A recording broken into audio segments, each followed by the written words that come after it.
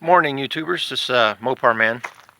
Out here today on a nice, lovely morning, and got more nice, cool temps coming finally. So I haven't really seen any mosquitoes or anything, so that's good. But anyway, want to bring you up to date on the rims. Finally got all the rims painted, middle, back, and front. Tech tip. Painting these rims, primer in the rims. After you get them sandblasted, make sure you dust them off really good if you're going to even attempt to sandblast them.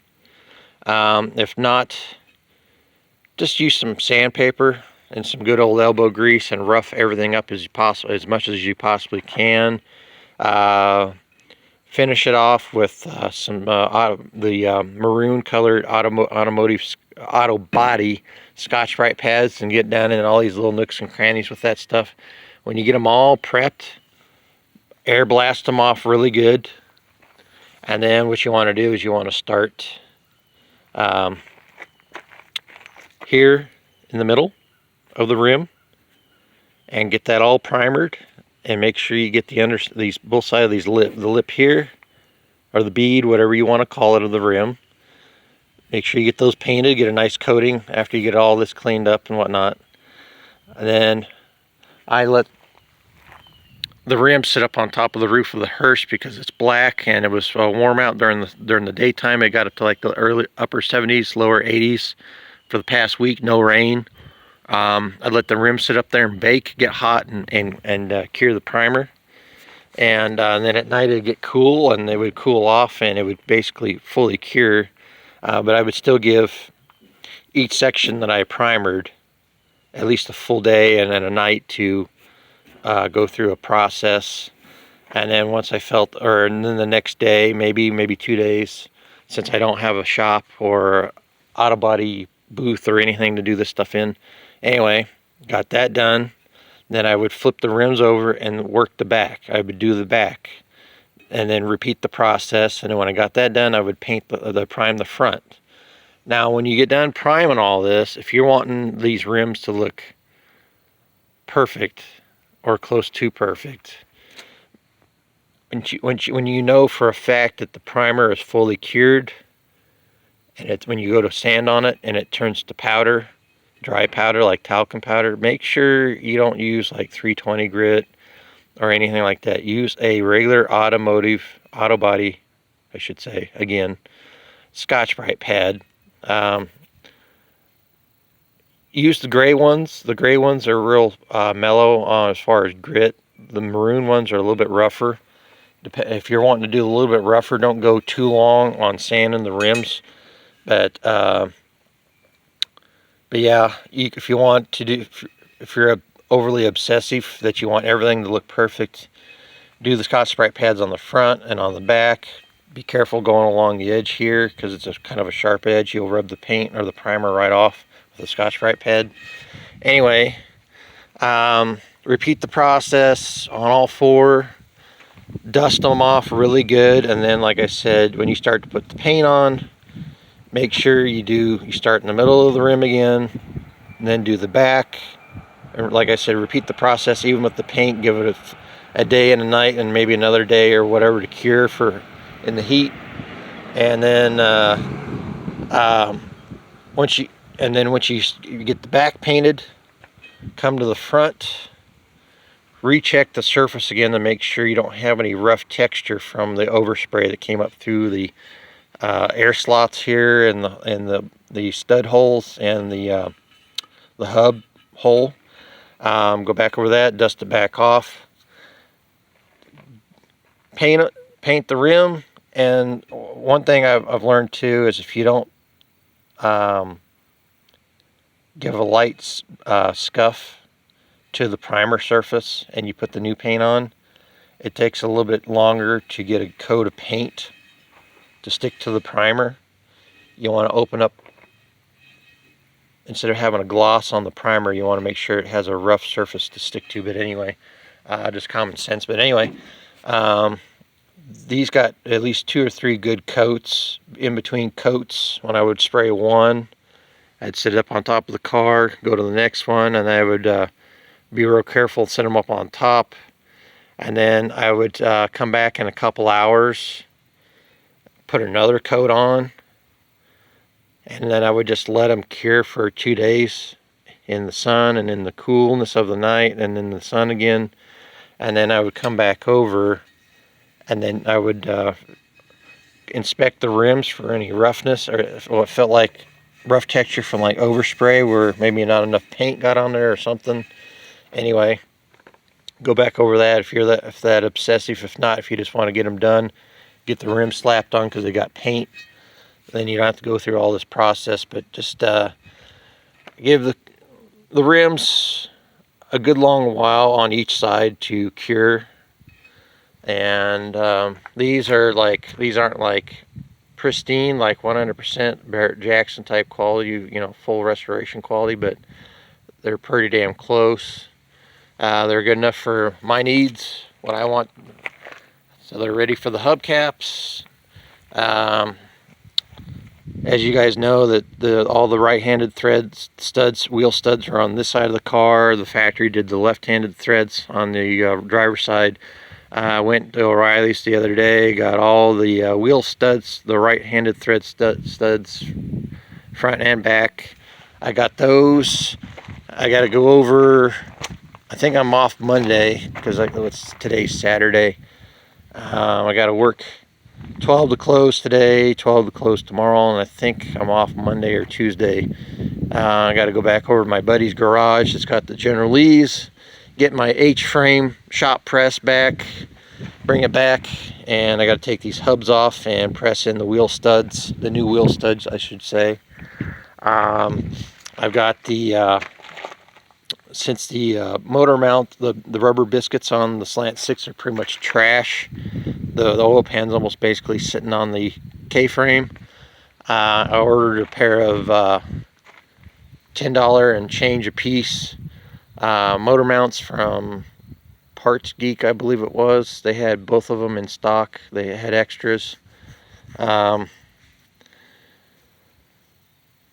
I got those ordered, and then it was Parts Geek or Rock Auto, one or the other. And then the other one, Parts Geek or Rock Auto, had by Standard brand for 66 and on up, which will work on this, even though this is a 65.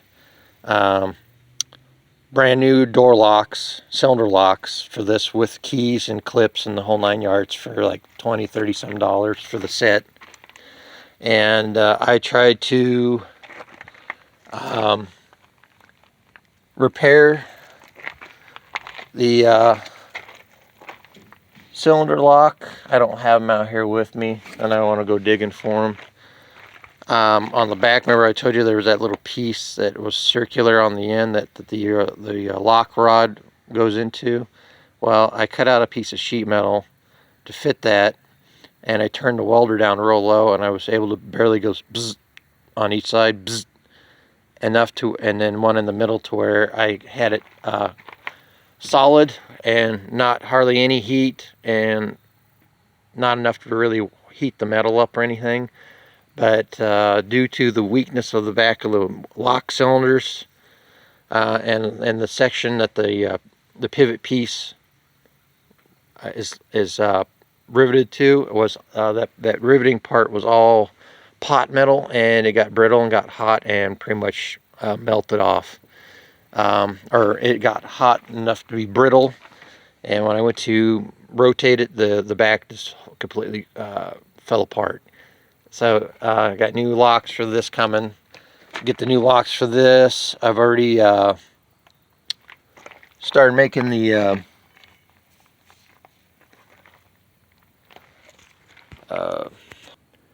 yeah, okay, I forgot that I had the wheel, or the cylinder locks for the doors sitting inside the engine bay here. When I popped the hood up, I just realized that. As you can see on this one, get out here in the sun, or as you can see,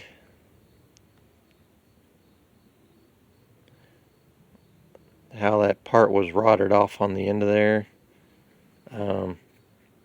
This piece, that there used to be a loop there, and I cleaned them all up and got ready for them to be primed, or welded. And see here, get out here in the sun. As you can see, I got them fixed, and I just had to kind of clean them up a little bit. Barely put any heat or weld to it, and got them fixed. And then this piece here, which is there we go, that section right there, that whole rivet right there, or whatever that crush rivet is, pot metal. It got hot. I guess it got hot enough and got brittle enough that the whole thing just basically crumbled off. And that whole entire thing, that little thing that pivots on, is pot metal. Very weak spot. Anyway, those are, I'll save them for parts maybe down the road. If something happens, I can take it to the locksmith or whatever. If they need to, somebody tries to break into the car by screwing with the locks or something, I don't know, I'll just have them. Or anyway, well, here is the very rusty, get out here in the sun. There we go. The very rusty door lock mechanism to it goes from the door lock cylinder up to the mechanism on the door that pops up the door lock button. This piece here, we don't know how much was, if this is the complete piece or this end piece rotted off, but I measured the thickness of the rod, went to Menards and got the brand new steel rod that matched the thickness of that, and basically going off of and putting the two side by side and using channel locks and vice grips and any other stuff I could come across to make tight little bends and whatnot. I finally was able to mimic, as you can see, mimic the bends. So I just got some leftovers to do down here on the bottom and cut the excess off. I'll have to test fit it when I get the new door locks in to see what needs to finish going on this end. If there was a clip on here or not, I'll have to look underneath on the back doors to see if there's a clip that goes on there, because the factory one here, if you can barely see it, there's a groove that runs right around this front part here. There's a lock, a little rectangular sheet metal lock clip, and I'll have to cut that into this one with the Dremel motor tool, little cutoff wheel bit, to put a groove in there for the lock clip to latch onto. So I'm fabricating those, and I'll inspect the ones in the rear doors to see if they're all rusted up. Anyway, and like I said, and I think I showed it in the last video, that's this one right here. Get out here in the sun. The sun's, there we go. I have the part number from the previous video in the description down below. In the previous video I've talked about this. Anyway, got to order the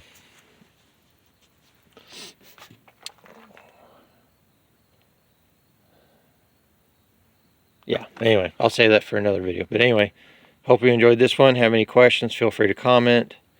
And till next time.